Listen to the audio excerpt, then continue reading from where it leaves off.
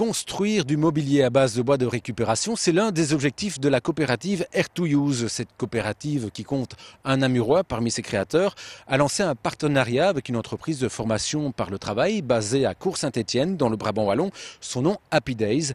Depuis 2 semaines, son personnel travaille sur une gamme de meubles appelée Raymond. Le 1er mai débutera à Milan l'exposition universelle et cette entreprise y apportera une petite contribution puisqu'elle est en train de fabriquer le bar à bière du pavillon belge. C'est un reportage de nos confrères de TVcom.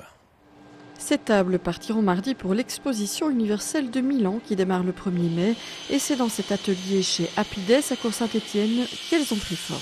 C'est un super projet qui a démarré il y a 1 an plus ou moins, avec comme objectif de refaire des meubles design sur base de bois de récupération. Un projet fruit d'un partenariat entre Happy Days et la coopérative Air2Use. C'est elle qui a été sélectionnée avec 9 autres créateurs belges pour faire vivre le pavillon belge à Milan.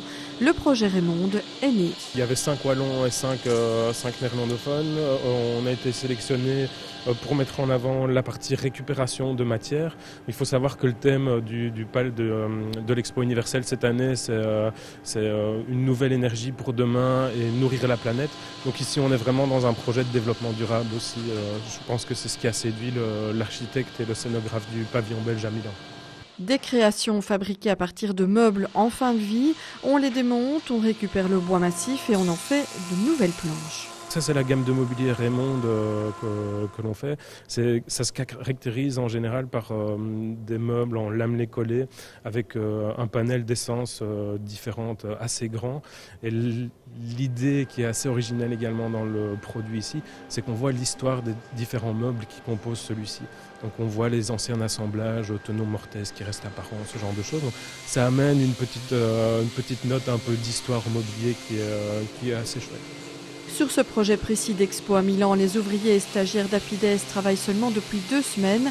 Un délai court pour des créations uniques et un travail qui n'est pas sans difficulté.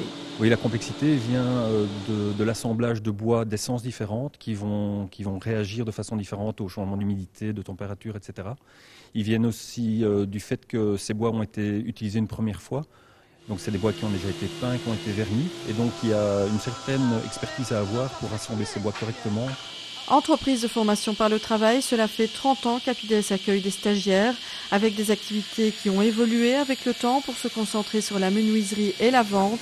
700 stagiaires ont fréquenté Happy Days, la moitié d'entre eux a trouvé de l'emploi par la suite. Ce projet Raymond les motive encore davantage. Franchement, j'apprends beaucoup et surtout sur les meubles Raymond, c'est vraiment agréable à travailler dessus. Ça change beaucoup parce que c'est vraiment des meubles un peu plus design. C'est surtout, en plus ça, on fait de la récupération. On récupère beaucoup le bois et on travaille beaucoup le bois. C'est plus agréable que de travailler des simples meubles d'une seule couleur en fait. C'est vachement intéressant, franchement.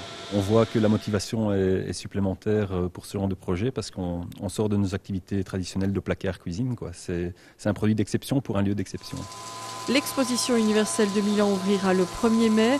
Dans le bar à bière, il y aura aussi un peu de Brabant wallon, une fierté pour Happy Days et un cadeau qui récompense aussi 30 ans de travail de qualité.